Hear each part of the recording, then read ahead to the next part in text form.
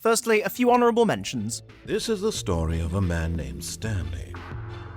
The seemingly endless story of Stanley provided hours of surreal entertainment. A revisit to one of my favourite games of all time proved it indomitable. We had a laugh at this game's shaky presentation more than once. I'm still having nightmares about this one, if I even still exist, that is. This was the jumping on point for a lot of subscribers for some reason, and this would absolutely have made the list, but we haven't finished it yet. And now, in no particular order, the 5 winners.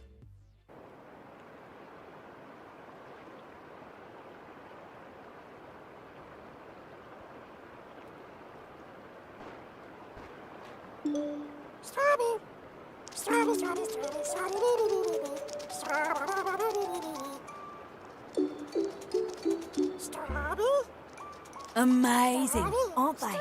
Half bug, half snack. A very recently discovered species, entirely unique to this island. Oh, this one's lively. Beautiful seed patterns. Oh, and it's tasty too. Welcome to the island of bug snacks. Kind of bug and kind of snack. Try to catch and in your trap. Feed somebody and you'll see we are whatever we eat. Find them hiding in the sand, tearing up a catch and catch. Come to Snack Tooth Island and discover it's bug snacks. It's bug snacks. Talking about bug snacks. It's bug snacks.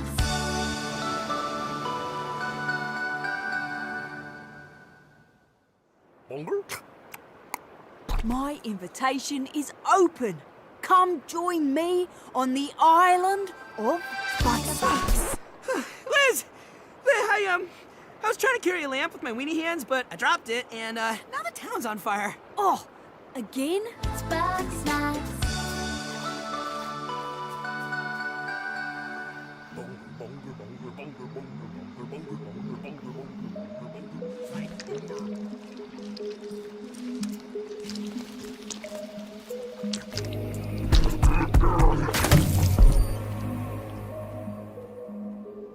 The cute Grumpus simulator full of adorable snacks brought to animated life turned out to be one of the most disturbing titles we've ever Big Dan played. After receiving an invite to Snacktooth Island from the academically disgraced explorer and adventurer Lizbert Megafig, our silent protagonist crash lands into a story of disappearance, documentation, and deliciousness. Finding the disbanded residents and reuniting them within the settlement of Snacksburg, we get to know each and every member of the expedition intimately, and spotting clues along the way to determine who is covering up their involvement in the events surrounding Lizbert and her girlfriend Egabel's mysterious misplacement. Catching bug snacks to study and seeing them mutate and transform the bodies of our cuddly co-stars was novel and nightmarish in equal measure, as the Cutie concept contorted into something much more parasitic in nature as time went on. Coupled with the zany cast of kooky characters all leading secret lives, and this Muppet-like world of wonder and whimsy slowly gave way to something much more sadistic and sinister. The slow reveal drawn out over our hours of Big Dan playtime was a treat for me, and for the several large raids we got from knowing streamers, eager to see my happiness turn to horror as more revelations were revealed. With the Isle of Big Snacks DLC now available, perhaps we should revisit the Nom Nom Nightmare in 2023.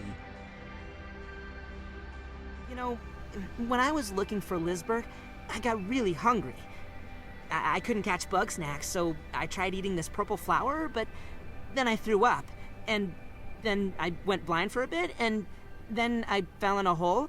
And by the time I dragged myself out of there, I was so tired and hungry I could barely move. That's when we met, buddy. Philpo, that's awful. It was.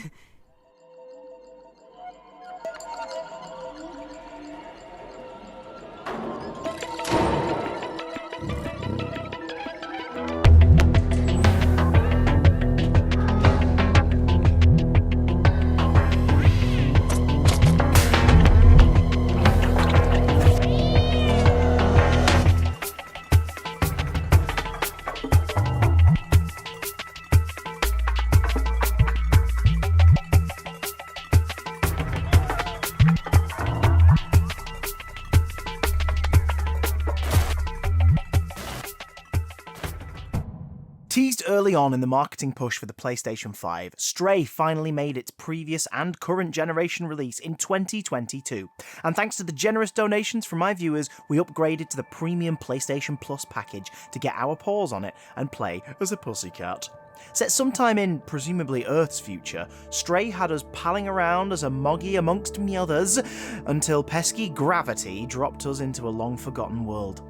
What awaited deep beneath the concrete surface of our barren planet was a network of rivers, villages, and entire cities, holding stories of the before times, the fleshier creatures that used to be in charge, and the horrible infection that left nothing behind but the robotic residents, longing for purpose, or at least to be left in peace. Teaming with the adorable and enigmatic B12, our tabby-led twosome worked in tandem to translate the texts of the old world, reunite robotic relatives, and make our way to the surface. This was so engaging for me, as the collectible nature of the items and memory fragments scattered around encouraged so much exploration that you expected the game to eventually run out of surprises, but nope, they kept coming. Add to that the danger present from sentinel drones, hungry zerks, and the creeping unknown, and I just wanted to protect the kitty at all costs. They're my baby now. Anyway, the tricky choice to narrate the game with my Matt Berry impression aside, this one was definitely a chat favourite for 2022. Meow.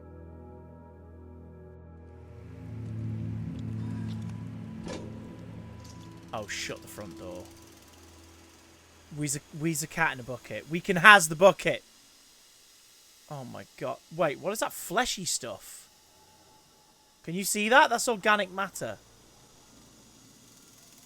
What's that fleshy stuff? Not a fan of that.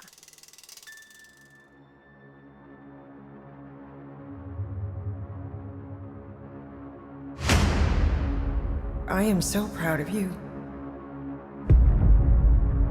Do you know what a birthright is, Peter?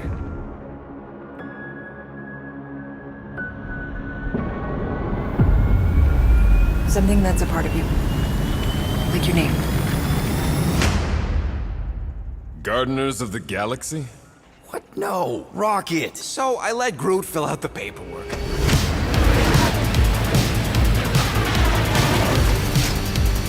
So we got fined. We appear to be 6,963 units short. I know, we clearly need a plan. If you see anything with claws the size of Drax, let me know. We got this!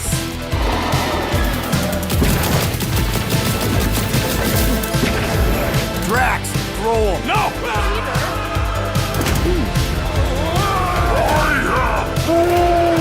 You want monster? I'll show you monster! No! We disrobe! Keep your pants on. Although, it could be used as a distraction. Smash him up, Drax! Meet your maker! We're all professionals here, right? Maybe we can work something out. Get him! You had one job, Quill. I did exactly what? Gamora, no killing teammates! Says who? It's literally in your contract! I made no such commitment. In less than 3 cycles, all would be lost. The galaxy cannot be saved, Peter Quill. We can do this together! Fucking great, Quill!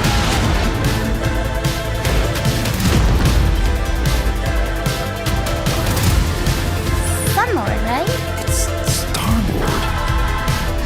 Oh, crap!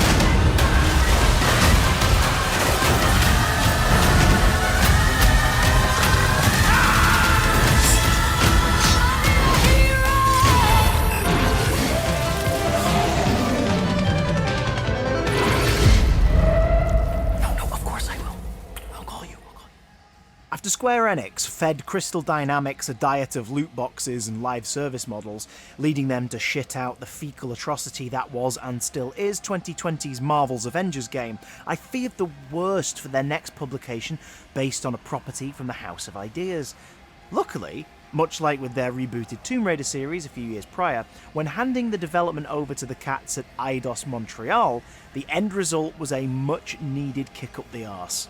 Focusing on a single-player story, driven by its scripted narrative and unique follow-the-leader gameplay, Marvel's Guardians of the Galaxy is a universe of quality beyond anything the Avengers title could ever hope to be. Assuming that you get the basics of the Guardians world either from comic books or the recent movie adaptations, but not afraid to hold a newcomer's hands along the way, this adventure had us play as Peter Quill, the not-so-infamous Star-Lord, a space pirate come bounty hunter who, alongside his merry band of rogues and roustabouts, can be hired for any old job, within reason. They'll save damsels, liberate stolen property, and find themselves in mountains of debt to some of the galaxy's most fearsome warlords and powerful bureaucrats alike. When learning that he and an old flame may have had a child together, Peter's life finds new purpose. A change of status quo threatened, much like the rest of the universe, by the rising machinations of the Universal Church of Truth. It's up to us to save Peter's new family whilst keeping his found one together amidst some of the toughest times the Guardians have ever contended with. Playing as Star-Lord, comboing with Gamora, Drax, Groot and Rocket Raccoon, taking part in thousands of interactive conversations mid-mission, and doing it all to a kick-ass mixtape soundtrack? Yeah, this one was a big fave for sure. These creeps need to know what the Guardians of the Galaxy are all about. Oh! You'd think they'd have learned their lesson by now. I'm ready! Oh god. Oh god.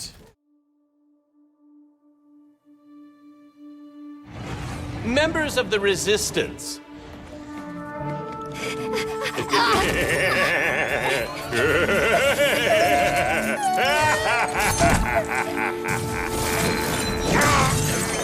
It's okay.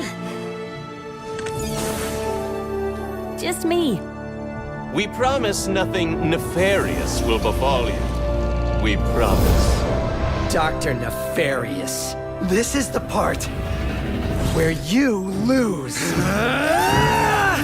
Ratchet, the Dimensionator. Dr. Nefarious just crowned himself Emperor of this dimension.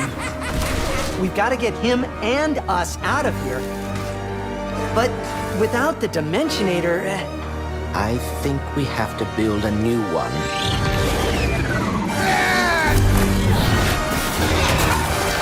The boundaries between the universes are coming undone.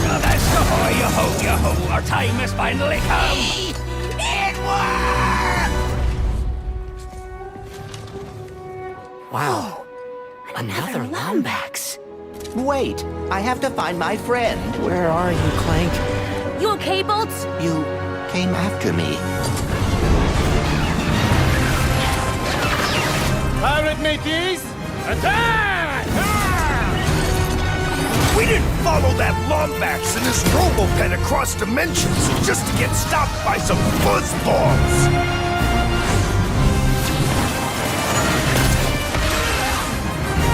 Give it up for our hero!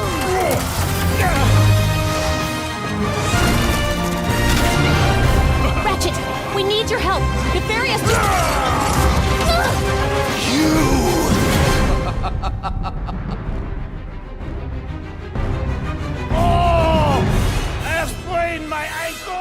Acting as both the ninth game in the original mainline series, but also as a selectable direct sequel to the 2016 remake of the 2002 original, think the Halloween film series continuity, but not too hard or you'll go cross-eyed.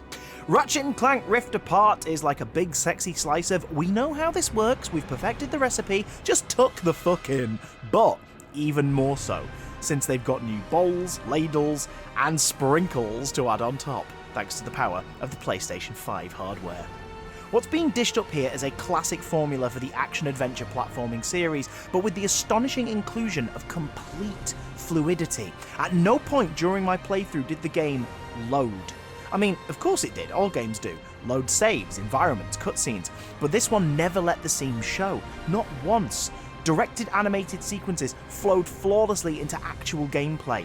Jumps between dimensions, this game's unique gimmick, happened instantaneously, hopping from whatever environment we were in to another, like both rendered worlds just existed on the same plane. The entire thing felt like a movie that you occasionally had to shake your head and stop watching, only to remind yourself that it was time to run, shoot, take part. The two newest interdimensional protagonists, Rivet and Kit, fit in fabulously, both expanding upon and complementing the dazzling double act of Ratchet and Clank, who remain the unsung heroes of a PlayStation generation. Their weapon wheel remains as chaotic and iconic as ever. Add into the mix the constant rate of gags and comedy set pieces, and you have an all-ages treat that showcases the true power of the PlayStation 5.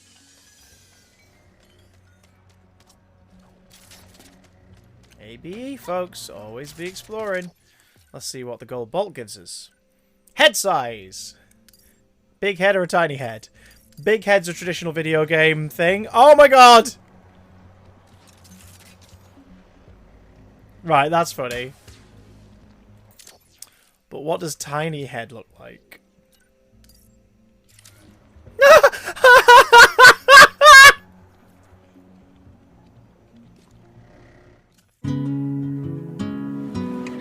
When I moved to Haven Springs, I hadn't seen my brother Gabe in years. Alex!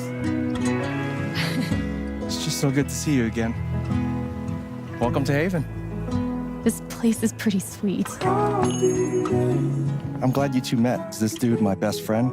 And this dude hands me the best beers?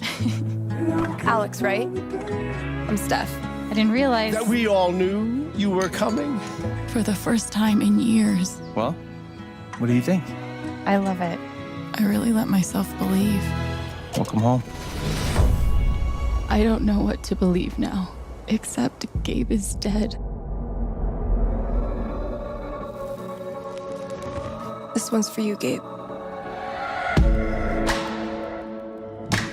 Hearing everyone talk about my brother, about the life he had here with all of you, I lost the chance to have that. What happened to Gabe was a senseless, tragic accident. It wasn't an accident. Son, now is not the time. Alex? Are you okay? No, they're definitely hiding something. What happened here? Haven's a community. We help each other. Alex, be careful. There's something you should know about me.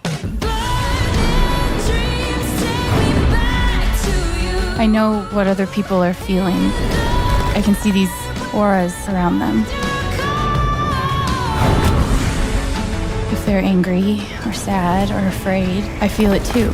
When I focus, I can even understand why they're feeling it. And if somebody's feeling something big, it infects me and I lose control. I've never told anyone. But now I can find out what's really going on. You'll need help. I've got your back.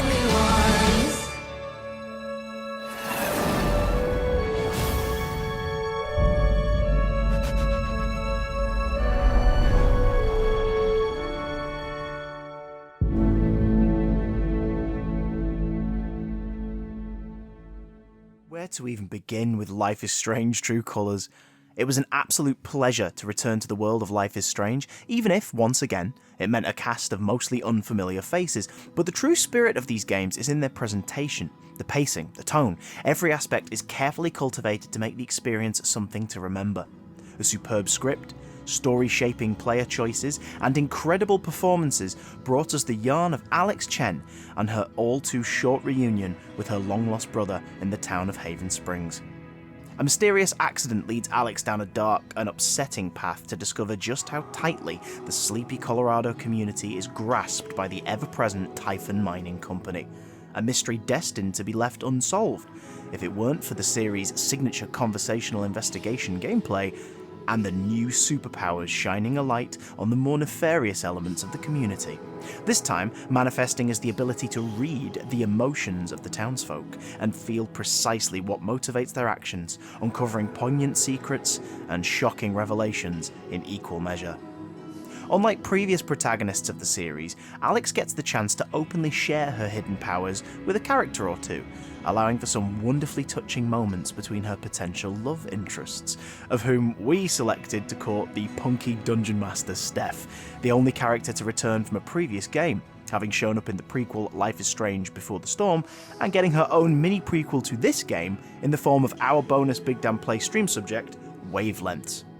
The titular true colours shone brightly in both the visual aesthetics of the narrative at play, as well as the twists and turns of the tale being told. Characters such as Ryan, Jed, Gabe, Charlotte, Eleanor, and Stream Bay Ducky fleshed out the world through stellar performances from maybe the best Big Damn Play cast of the year. The full stream is currently available to watch on my YouTube archive, but honestly, I'd rather you play it for yourself and experience my favourite Big Damn Play of 2022. We've lost the mating stuff, but kept the roses. And if you do have a special someone in mind, a rose is a great way to say you care. Can you hear the game all right? And an even better way to say, hey look, a rose. Okay, Steph is adorable and we are totally Sounds going to fun. wife Steph. Is giving away a rose something I'd do? So there you have it, the top 5 best Big Damn Play games from 2022. Aside from the honourable mentions which featured new and old favourites, I made sure to only allow games into the top 5 that I had played for the very first time myself, as discovery is such a big part of the appeal of Twitch streaming to me. Either through a streamer introducing you to something they love and have played a million times, or, like in these cases, everyone experiencing a first together. Even if you've played something, seeing a streamer react to it for the first time can be a thrill. I hope you all enjoyed what you saw this year, and will join me in 2023 for more regular episodes of Big Damn Play. I'll see you next year, and don't forget to